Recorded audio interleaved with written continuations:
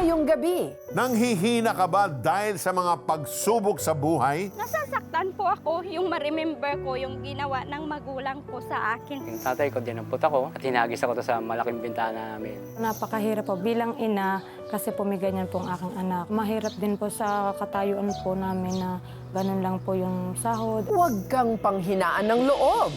Be strong! Tampok sa The 700 Club Asia. Susunod na.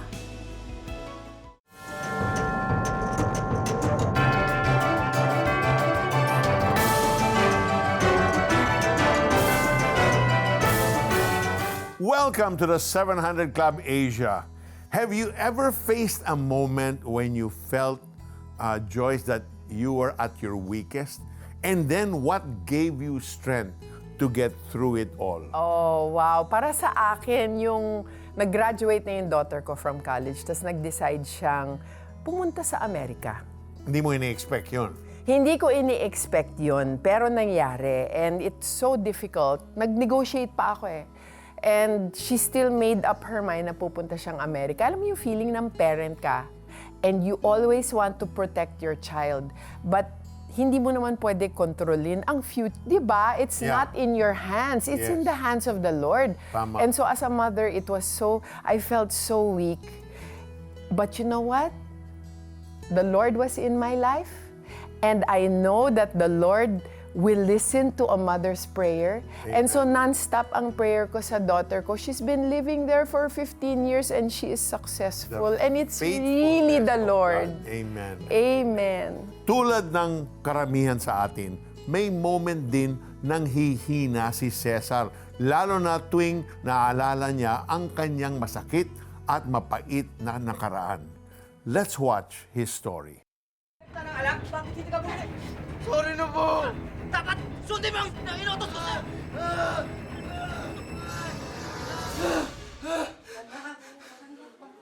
Ito ang kinamulatang buhay ni Cesar, salat sa pagmamahal ng ama, maging noong sanggol pa lamang siya.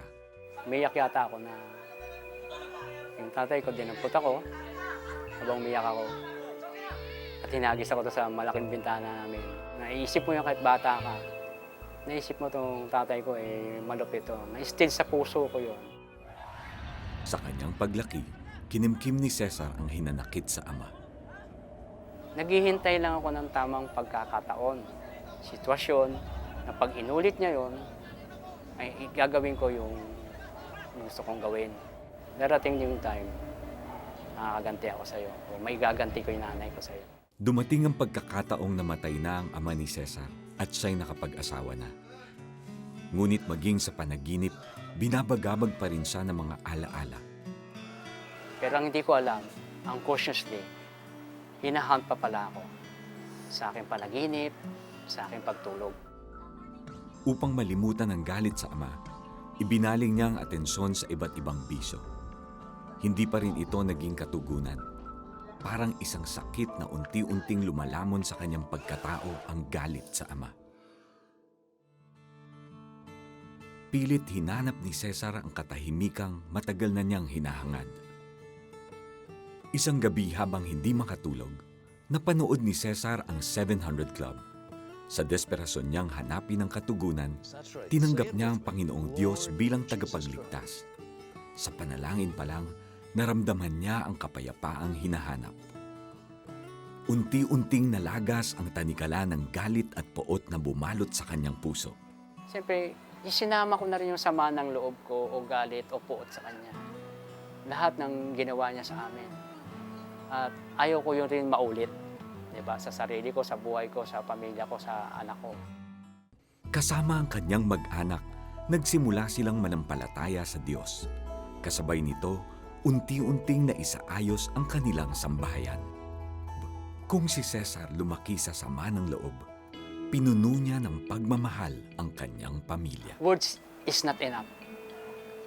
Kung gusto kong i-describe kung paano ko pasasalamatan ng Panginoon, ang pakiramdam ng isang taong malaya ay higit pa na nakamana ka na isang malaking kayamanan sa sanlibutan. You know, Joyce, just like Cesar, we all have a choice. Are we gonna carry that pain for the rest of our lives, or do we let it go? Do we let God deal with it? And do we forgive? Yes, I mean, absolutely. Diba? That's the only way. Anger is such Yeah. a heavy weight. It's a poison to your system. Yeah. It's horrible. And a lot of us walk around with a lot of anger na hindi natin alam, no? Tapos bigla na lang, boom! Lalabas na lang para tayong mga bulkan. Tulad ni Cesar, bilanggo ka ba ng galit? Nahihirapan ka bang magpatawad? Humingi tayo ng lakas at tulong sa ating Panginoon. Sabi nga sa Colossians 3:13, bear with each other and forgive one another if any of you has a grievance against someone. Forgive as the Lord forgave you. Absolutely. Lahat tayo ay nagkasala. Hindi lamang sa ating kapwa, kundi higit sa lahat sa harapan ng ating Panginoon. If we want to be strong and truly thrive in life, let us turn to God. Ask for His forgiveness and amazing grace to be poured upon us. That's the only thing that can transform our hearts, our minds, our being. And then make Jesus your Lord and Savior, if that is your desire. For this 2026, let's pray. Father, in the name of Jesus, today, in spite of my pain and hurts and all the bitter memories of the past, I choose to leave this all behind. But I need your touch. I need your grace. I need your strength. I need your ability. So Lord, I surrender it all and ask your forgiveness. Thank you, Jesus, for what you're about to do in my life.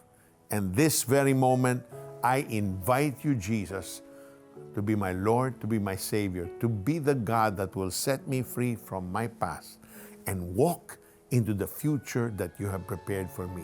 Thank you for dying on that cross and paying for all of my sins. This is my prayer in Jesus' name. Amen. Amen and amen. Sumabay ka ba sa prayer at tinanggap si Jesus bilang Diyos at tagapagligtas? Balitaan mo naman kami. Please send us the message, yes, tinanggap ko si Jesus, through text or via the 700 Club Asia Facebook Messenger o comment section ng YouTube channel o tumawag sa prayer center para maipagdasal ka namin. Grow in your faith. Join our online Bible study group today. Just type BSG in the comment section of the 700 Club Asia YouTube channel or Facebook Messenger to receive details.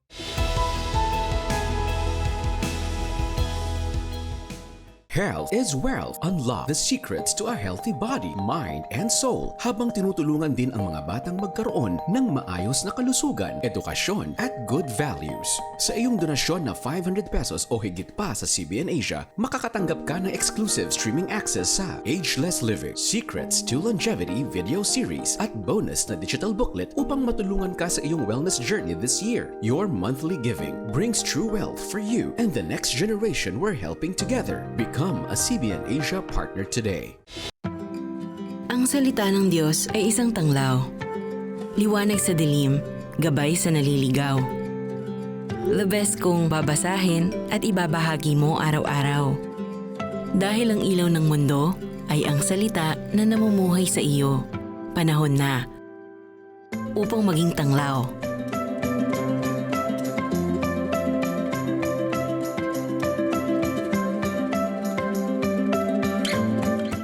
Magdodonate ako sa CBN Asia.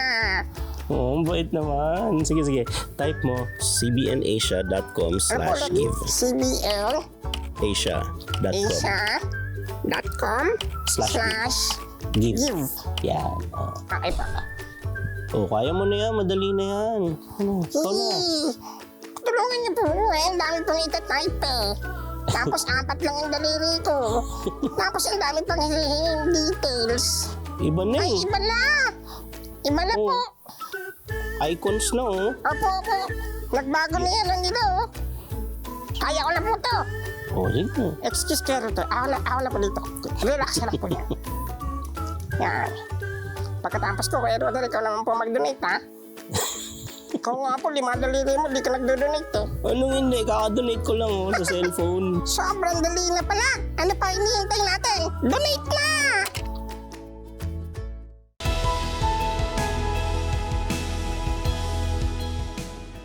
Welcome back to the 700 Club Asia.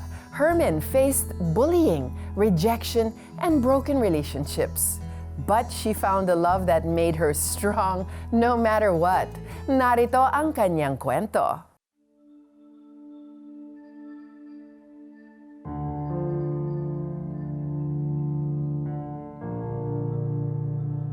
Nanay, tatay. Kamusta Kamusta na anak namin, ha?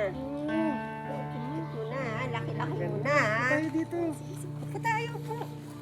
Ano? Anong pinagkaya? Ayan po, may regalo kami ni tatay sa'yo, dali. Meron kami regalo. Salamat po. Di ba? Sana magustuhan mo yan.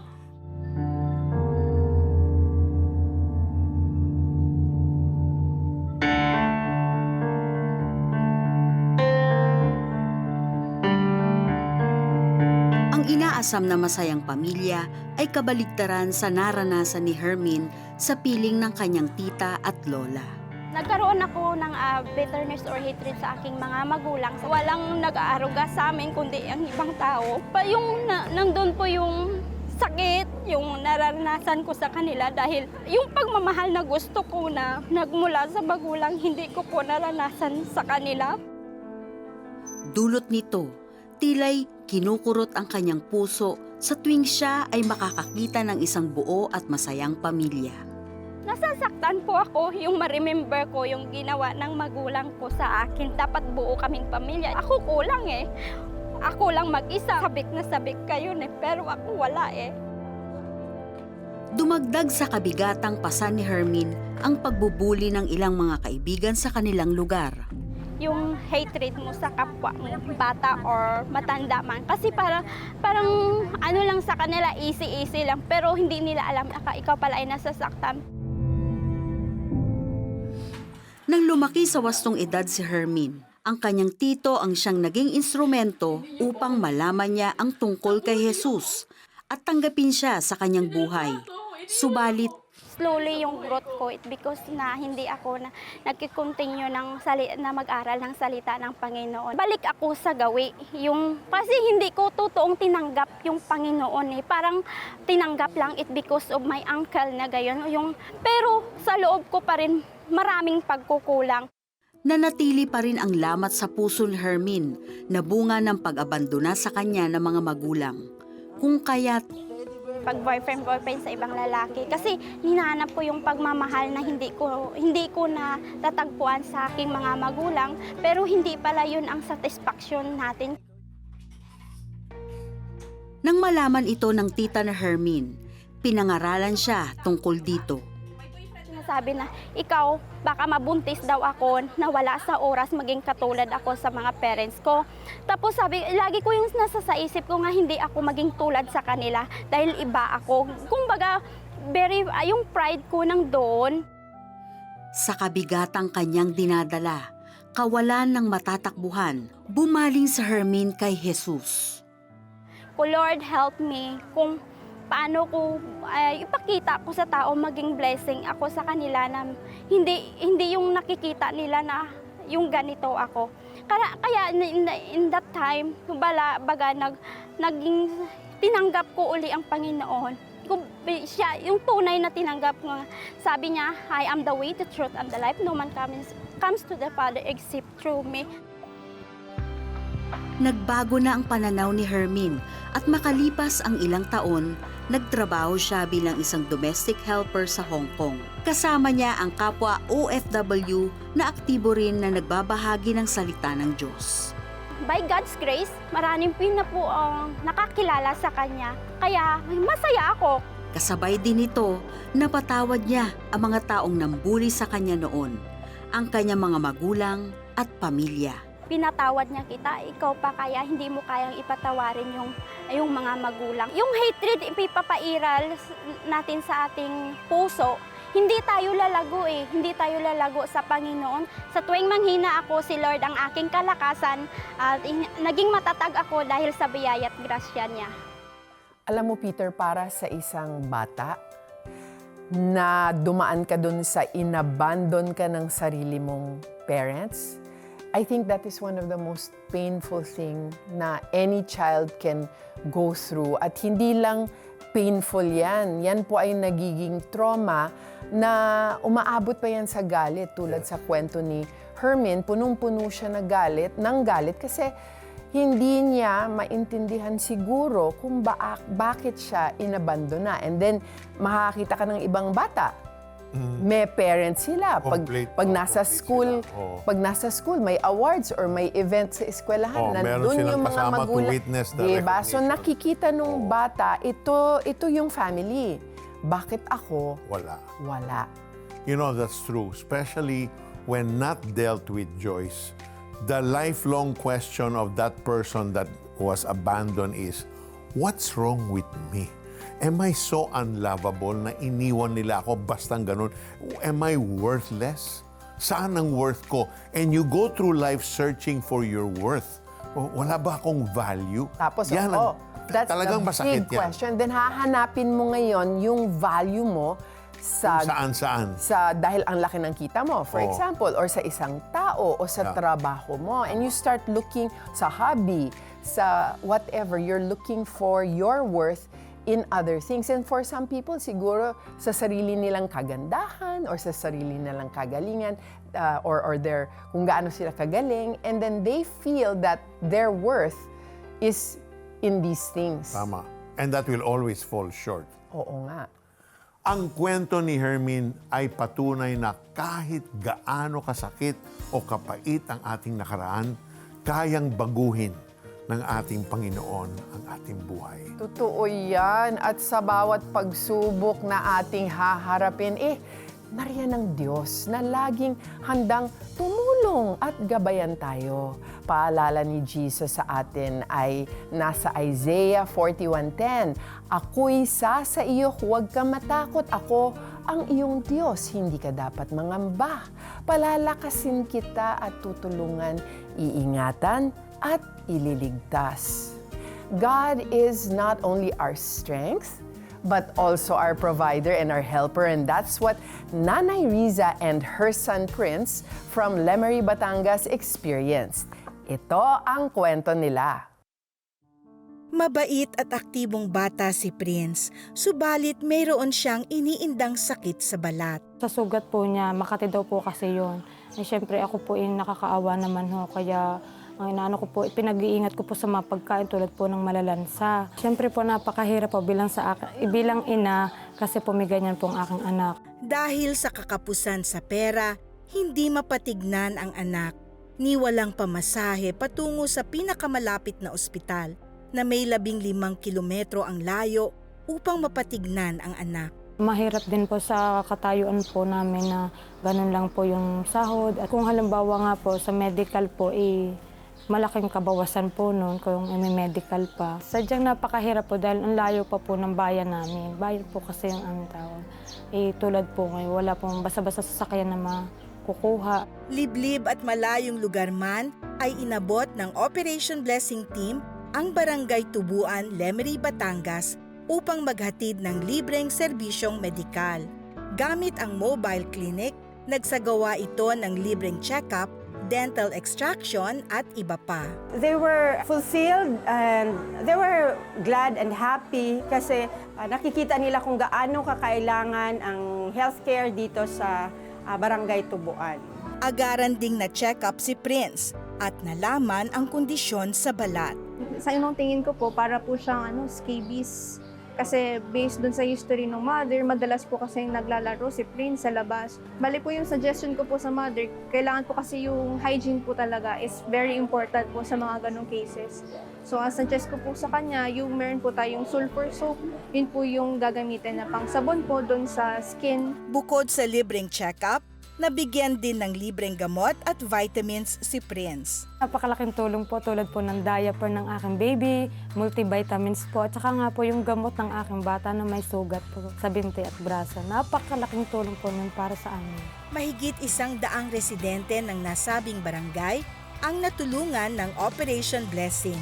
Labis-labis ang pasasalamat ng mga residente, pati na ang pamilya ni Riza.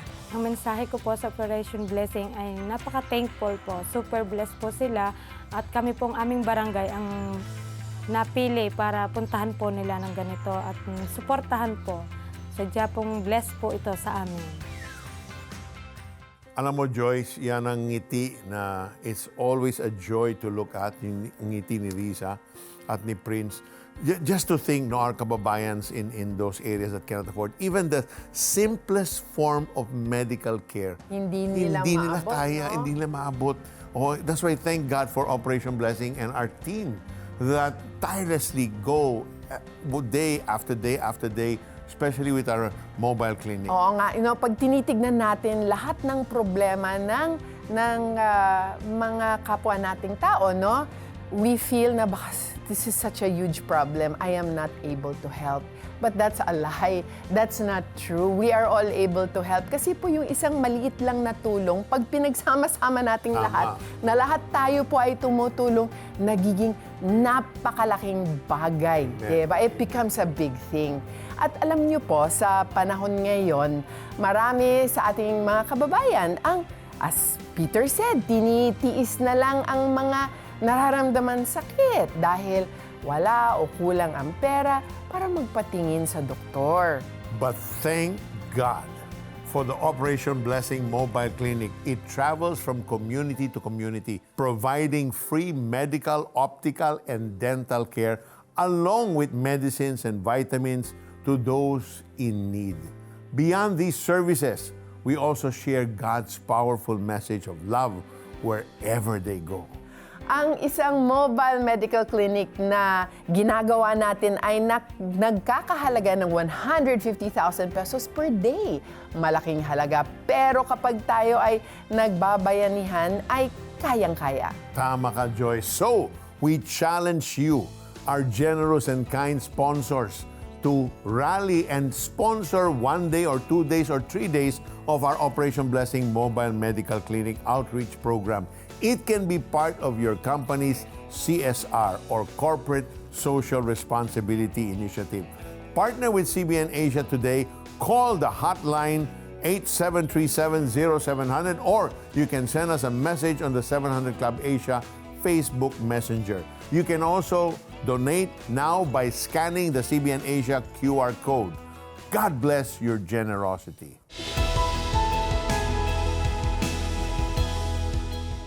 Blessing more people through CBN Asia is fast and easy using your GCash app. Just tap the QR button to scan CBN Asia's GCash QR code. Enter the amount you want to give. Tap Next, then Pay. Send a screenshot of your receipt to CBN Asia via Facebook Messenger or email partnership@cbnasia.org so we can acknowledge your donation. To make future donations faster, save CBN Asia as a favorite biller in your GCash app. Tap the bills icon, choose Add Biller, select CBN Asia, and enter your details. Then tap Save. Be God's hand of blessing. Give today.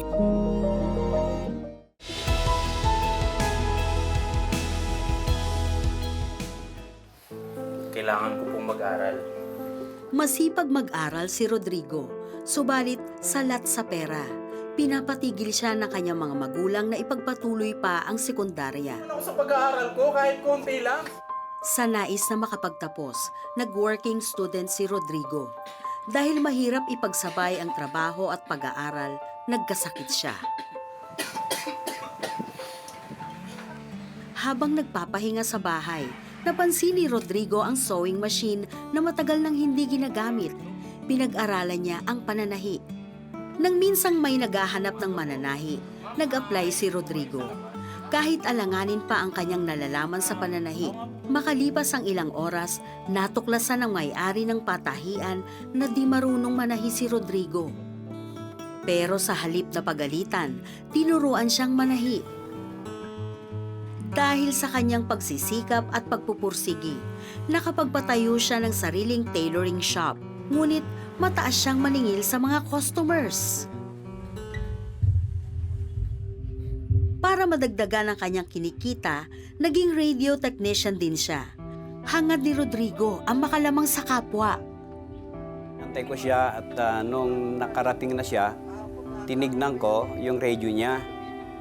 At habang tinitignan ko, meron akong napansin. Pero ang sinabi ko doon sa may-ari, balikan na lang nila bukas dahil meron pa akong ginagawa. Pinapaayos pa. Ay, Pastor! Tuloy-tuloy ang gawaing ito ni Rodrigo hanggang sa may isang pastor na nagpatahi at nag-imbita sa kanya sa simbahan. Magandang hapon po sa inyong lahat. Habang nakikinig po ako sa salita ng Diyos, natakot po ako doon sa preaching na ang mga nagsisinungaling, ang mga greedy ng pera, nanloloko, ay papasok sa impyerno. Nanginig po ako dahil ang presence ng Lord ay parang kinakausap na niya ako na kailangan ako magbago na. Simula noon ay pinagsisihan ni Rodrigo ang kanyang kasalanan. Napagtanto rin niya ang mga totoong kayamanan ay wala dito sa lupa. Ang totoong kayamanan na hindi pwedeng nakawin, masira at masunog ay yung kayamanan na sa langit at ito ay incorruptible riches. Dahil sa pagbabagong naganap sa buhay ni Rodrigo, nag-aral siya sa isang Bible school na naging daan upang siya ay maging pastor. Ngayon, baon-baon niya ang mahalagang natutunan sa buhay. Kailangan natin ng kayamanan, kailangan natin ng lahat ng karangyaan.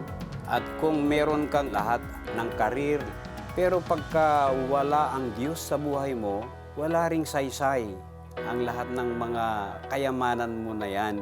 Ang tunay na kayamanan pala ay kasama mo ang pamilya mo na naglilingkod sa Diyos at ikaw ay tumutulong sa kapwa. Alam mo, Peter, minsan ganyan tayong mga tao, no? Kung makadenggoy tayo, di ba? O makabiktima tayo nang hindi nila alam. Right, No? Sikreto natin silang nabiktima because we want to earn more money. So magsisinungaling tayo, magiging deceiving tayo. A lot of us, if we don't know the Lord yet, we think that okay lang yan. Anyway, I am earning this money for myself and for my family. But the Lord doesn't like that. Tama. But thank God, na-convict siya ng Holy Spirit. Amen. But one thing I admire about Rodrigo, malakas ang loob niya. Oo nga. Kasi hindi niya alam manahi. Oo, pinasukan niya yung that means trabaho to say, he has na the hindi niya desire. alam. Yes. The drive, the passion. Yes, oo. Ano mang pagsubok ang ating haharapin, huwag tayong panghihinaan ng loob. Be strong dahil ang Diyos ay laging kasama natin. This is the assurance we have. Just as He promised Joshua, this is my command. Be strong and courageous. Do not be afraid or discouraged, for the Lord your God is with you wherever you go. Joshua 1:9. Wow, what an assurance. Thank you, Lord, for that strength which comes from you. At dito nagtatapos ang ating maikling kwentuhan, stories of hope, faith, and love. Please help us produce more inspiring shows katulad nito. Be a CBN Asia partner right now. Scan the QR code or call the number on your screen or message us on the 700 Club Asia's Facebook Messenger. God bless you more and more. Bye! We have 3 powerful testimonies today that will show you exactly what happens when Christ becomes the center. From broken relationships to impossible dreams and painful past, you'll see how Jesus makes all the difference.